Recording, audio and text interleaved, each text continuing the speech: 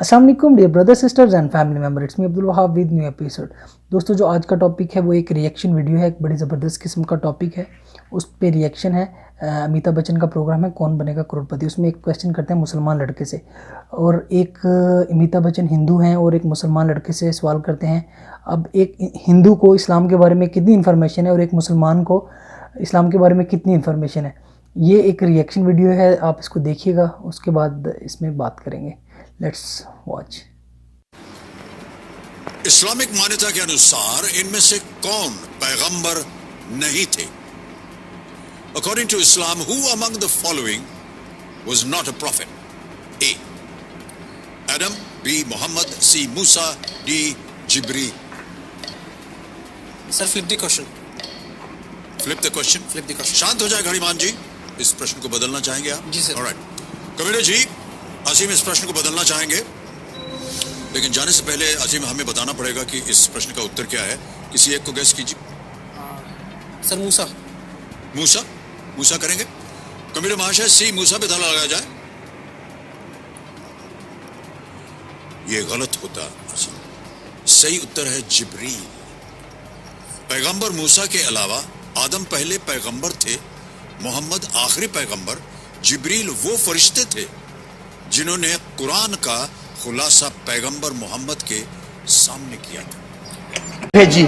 इंदौर का कोई बहुत बड़ा तालीम याफ्ता पढ़ा लिखा लड़का इंटरव्यू के लिए बैठा हुआ है और उसको 3 ऑप्शन दिए जाते हैं कि ये बताओ इनमें से कौन नबी नहीं है। एक हजरत ईसा अलैहिस्सलाम, एक हजरत मोहम्मद सल्लल्लाहु अलैहि वसल्लम और एक हजरत जिब्रील अलैहिस्सलाम। तो वो इंदौर का मुसलमान नाम का नाम नहीं लूंगा, इसलिए कि किसी की इज्जत का भी ख्याल है। मुसलमान नाम का लड़का कहता है कि मूसा नबी नहीं है। और लुकमा कौन दे रहा है आपको पता है? लुकमा कौन दे रहा है? अमिताभ जैसा शख्स वहां बैठ करके लुकमा दे रहा है कि नहीं, जिब्रील नबी नहीं है बल्कि जिब्रील फरिश्ता है और वो नबियों के पास वही लायक है। जो मुसलमान नहीं है वो लुकमा दे रहा है, और जो मुसलमान है वो कहता है मूसा नबी नहीं है। ये हालत है। यानी डिग्री तो आपने दिलवा दी, ईमान कहां है, दीन कहां है? ऐसे माँ बाप क़यामत के दिन जहन्नम का ईंधन बनाए जाएंगे। अपने बच्चों को वकील बनाने की फिक्र है, अपने बच्चों को डॉक्टर बनाने की फिक्र है, अपने बच्चों को जज बनाने की फिक्र है, अपने बच्चों को मुसलमान बनाने की फिक्र क्यों नहीं है? तुम डॉक्टर भी बनाओ, वकील भी बनाओ, इंजीनियर भी बनाओ, जज भी बनाओ, लेकिन पहले मुसलमान बनाओ। इसलिए कि आपका बच्चा अगर दुनिया की डिग्री लेगा तो दुनिया में इज्जत का जरिया तो बन सकता है, आखिरत में निजात का जरिया नहीं बन सकता। लेकिन तुमने उसको अगर कामिल मोमिन। जी फ्रेंड्स, आपने ये वीडियो देखी, आपने देखा कि हम किस तरह दुनियादारी के पीछे भागते भागते इतना आगे निकल गए हैं कि हम अपनी बेसिक्स को भूल चुके हैं।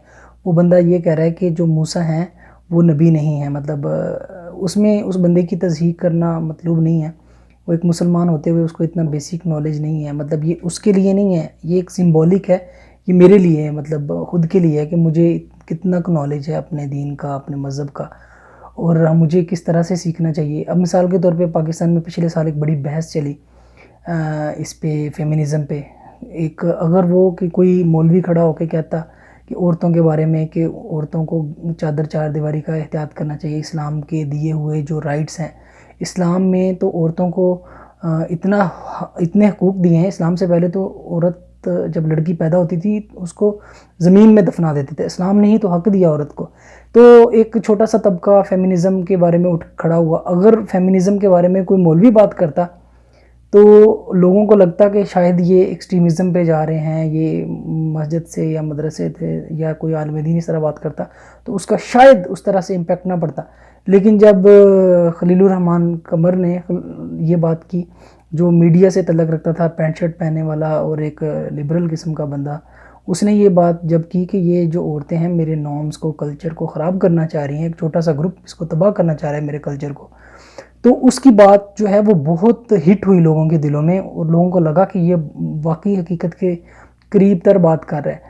मैं इस बात में ये बिल्कुल नेगेट नहीं कर रहा कि हमारे उलमा का जो रोल है, मसाजिद का रोल है, वो बहुत ज़बरदस्त है, वो जो रोल है वो है। मैं अभी स्पेसिफिकली बात कर रहा हूँ जो एक नई टर्म शुरू हुई है। पहले वो ब्रॉड माइंडेड जो लोग होते हैं, पहले अपने आप को जब थोड़ा सा ग्रो करते हैं, यूनिवर्सिटीज़ में जाते हैं, अपने आप को समझते हैं कि हम बड़े ब्रॉड माइंडेड हैं, وہ براڈ مائنڈنس جو ہے وہ آسا وہ نیکسٹ اس کا لیول آتا ہے لبرل، کہ ہم بڑے لبرل ہیں، ہمارا ایسے ہے، ہم اس چیز کو مائنڈ نہیں کرتے.